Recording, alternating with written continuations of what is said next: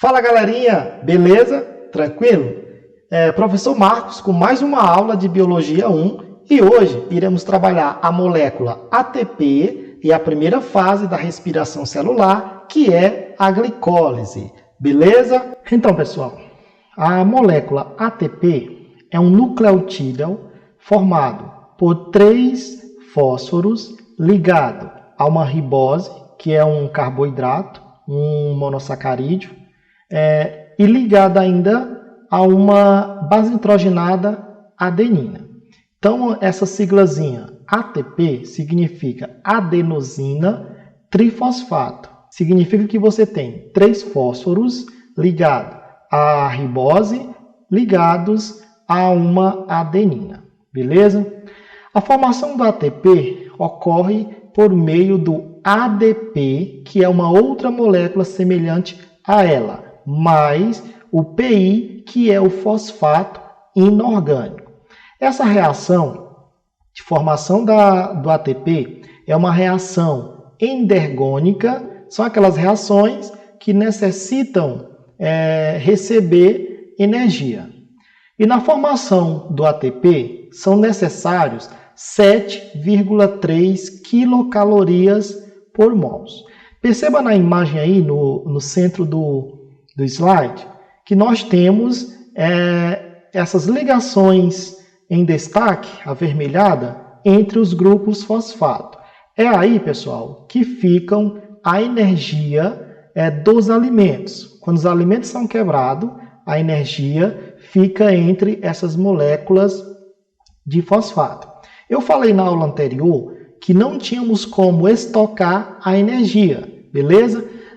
Mas, como nós precisamos de energia extra, muitas vezes, essa energia dos alimentos serão estocadas na molécula de ATP. Nosso organismo não pode estocar diretamente a energia, mas a energia dos alimentos será estocada na molécula de ATP, beleza? E essa molécula de ATP armazena a energia e vai sendo liberada de acordo com as necessidades do nosso organismo, beleza? E aqui, pessoal, a gente fala da respiração celular. O que é essa respiração celular? A respiração celular é um processo de oxidação de ácidos graxos e principalmente a molécula de glicose. Vamos entender também o que é essa oxidação. A oxidação é a retirada de elétrons e hidrogênios de uma molécula para formar energia, para formar o ATP. Essa respiração celular ela é dividida em 3 etapas. A primeira etapa é chamada de glicólise, que é a quebra da molécula de glicose para formar o ATP. A segunda etapa é chamada ciclo de Krebs e a terceira e última etapa é chamada de cadeia respiratória ou cadeia transportadora de elétrons, beleza? Antes de trabalhar a primeira fase da respiração celular, vamos entender a importância da mitocôndria nesse processo. A mitocôndria é uma organela membranosa comum a todos os indivíduos eucariotos, com exceção de alguns protozoários que não a possuem. Essa mitocôndria, pessoal, ela é o centro, vamos dizer que ela é a usina, é o motor onde funciona toda a respiração celular. Todas as moléculas de ATP que nós necessitamos no nosso metabolismo são produzidas na mitocôndria. A mitocôndria ela tem uma origem endossimbiótica, acredita-se que ela foi originada de procariontes, de micro-organismos, por isso se diz que ela tem uma origem endossimbiótica. Células englobaram outras células e estas passaram a conviver juntas. Isso é a origem endossimbiótica. E qual é a estrutura dessa mitocôndria? Ela tem 2 membranas. Ela tem uma membrana externa, outra interna, e entre essas 2 membranas tem um espaço que a gente chama de espaço intermembranal. Tem ainda as cristas mitocondriais e a matriz mitocondrial. A mitocôndria também, pessoal, ela tem o DNA próprio. E outra coisa, a mitocôndria ela é de origem materna, significa que nós só herdamos a mitocôndria das nossas mães. Como ela tem o DNA próprio, ela se autoduplica. E aqui, pessoal, a gente tem a primeira etapa da respiração celular, que é a glicólise. A glicólise é a quebra da molécula de glicose na ausência do oxigênio. Essa etapa é comum à respiração celular e à fermentação. Essas 10 reações, você não precisa se preocupar em aprendê-las. No ensino médio, não precisa o aluno aprender essas 10 reações. O que é que você tem que aprender sobre glicólise? Saber onde ocorre essa etapa. Essa etapa, pessoal, ocorre no citosol, ou hialoplasma, ou citoplasma. Saber também qual é o saldo energético final e o que é necessário para iniciar esse processo. Então, veja o que acontece. No citoplasma, essa molécula de glicose, na presença dessa enzima exoquinase, vai ser quebrada. Para isso, é necessário a utilização de 2 moléculas de ATP que são convertidas em 2 moléculas de ADP mais fosfato inorgânico. Depois, a molécula de glicose com 6 carbono vai ser transformada em 2 moléculas menores com 3 carbono cada uma. Essas moléculas são chamadas de piruvato, ou ácido pirúvico. É por meio desse compostozinho de 3 carbonos que as etapas seguintes acontecerão. O ciclo de Krebs e a cadeia respiratória. Então, concluindo aqui, pessoal, sobre glicólise, você tem que aprender o quê? Onde ocorre essa etapa? Essa etapa ocorre no citosol ou citoplasma.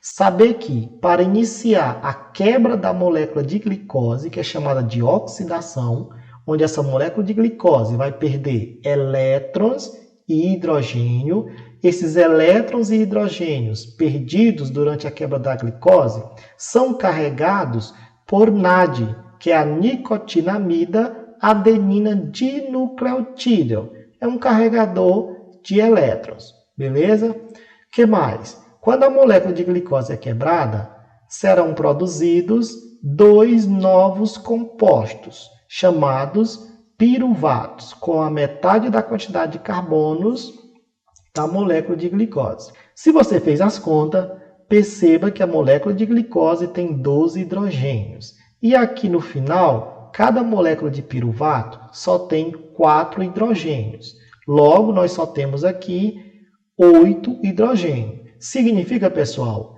que 4 hidrogênios foram perdidos durante a quebra da molécula de glicose. E para onde foram esses hidrogênios? Nós iremos ver isso nas próximas etapas. Contudo, pessoal, cada hidrogênio e elétrons que são liberados da quebra da molécula de glicose serão transportados pelo NAD, que é a nicotinamida adenina dinucleotídeo. Cada NAD desse só pode carregar 2 elétrons e 2 hidrogênios.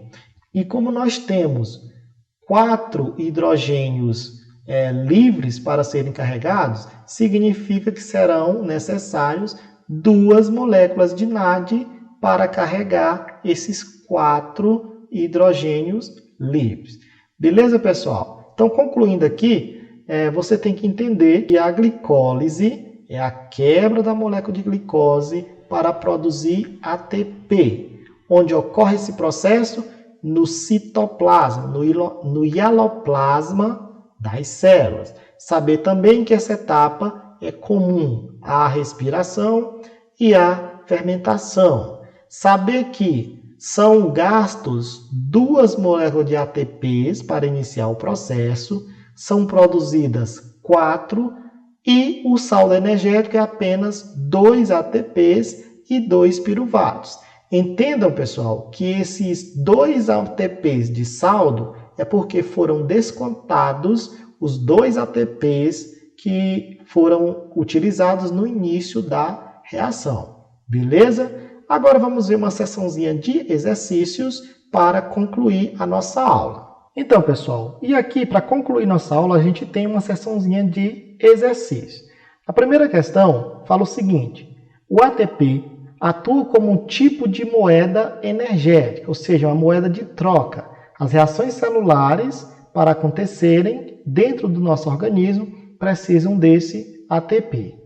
Considere as seguintes afirmações sobre essa molécula. Primeira, a molécula é um nucleotídeo composto por uma base nitrogenada, uma ribose e um grupo trifosfato. Isso é verdadeiro ou falso, pessoal? É verdadeiro. Lembra quando eu falei no primeiro slide a composição? Então, o item 1 é verdadeiro. O item 2. A hidrólise da molécula libera energia livre que pode ser utilizada no transporte ativo.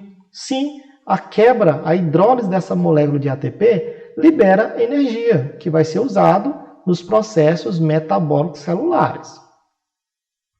O item 3. A síntese da molécula pode ocorrer na ausência de oxigênio quando a glicólise é seguida pela fermentação. Isso é verdade também. Lembra que eu falei que a glicólise é comum à respiração e à fermentação. Quais estão corretas? Então, a gente viu que todas as alternativas, todas as afirmações estão corretas. Letra E é a resposta correta. Questão 2. Analise as proposições em relação à mitocôndria e assinale verdadeiro ou falso. Primeiro, o número de mitocôndrias é igual para os diferentes tipos celulares. Isso, pessoal, é falso. As mitocôndrias, quanto maior a atividade celular, maior será o número de mitocôndrias. Por exemplo, nos nossos músculos que trabalham muito, precisam ter grandes quantidades de mitocôndrias. Então, quanto maior a atividade celular, maior a quantidade de mitocôndrias. Segundo parênteses, são capazes de se autoduplicarem, pois possuem DNA próprio. Isso é verdadeiro, eu falei isso na explicação. As mitocôndrias têm DNA próprio e por isso se autoduplicam. O terceiro parênteses, estão presentes também nos procariontes, como bactérias e algas verdes. Isso é falso. As mitocôndrias estão presentes nos eucariontes. Bactérias não têm essas quantidades de mitocôndrias. E o último parêntese, pessoal, a gente tem o seguinte, tem origem materna nos seres vivos com reprodução sexuada. Isso também é verdadeiro. A gente viu, eu falei que a mitocôndria tem origem apenas materna. Então, assinalar a alternativa que contém a sequência correta. De cima para baixo, a gente tem a letrinha C. Beleza, pessoal? E aqui, pessoal, mais uma questãozinha, a última, para a gente concluir nossa aula. Assinala a alternativa correta em relação à glicólise anaeróbica. Lembra que essa glicose anaeróbica é aquela que não utiliza o oxigênio. A letra A é realizada apenas. Já desconfiem dessas questões que começam com apenas, nenhuma, toda. Então aí, é realizada apenas em células animais e procariontes heterotróficas. Isso é falso. Eu expliquei que a glicólise é comum tanto à respiração como à fermentação. Letra B. Promove a quebra da glicose no interior da mitocôndria. Isso também é falso, porque a gente viu que a glicólise ocorre no citoplasma e não nas mitocôndrias. Letra C. É o processo responsável pela quebra da glicose, transformando-a em piruvato ou ácido pirúvico. Isso é correto, pessoal, como a gente viu. Então, pessoal, por hoje a gente fica aqui. Próxima aula a gente vai trabalhar o ciclo de Krebs e a cadeia respiratória. Beleza? Valeu!